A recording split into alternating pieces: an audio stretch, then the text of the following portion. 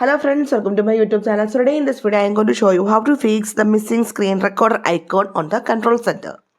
So if you go to the control center, now you can see the screen recorder option is not there.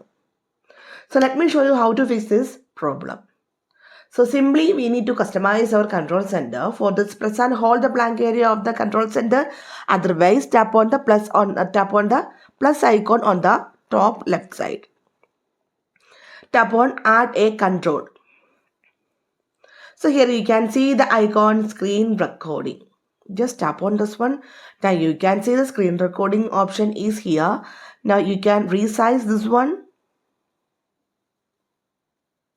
like this. If you want to replace this one, press and hold and you can move this one. Now you can see simply the screen recording option is here. So simply in this way we can fix the missing screen recorder icon on this device. I hope you guys enjoy this video. Thank you for watching. Thank you. Bye-bye.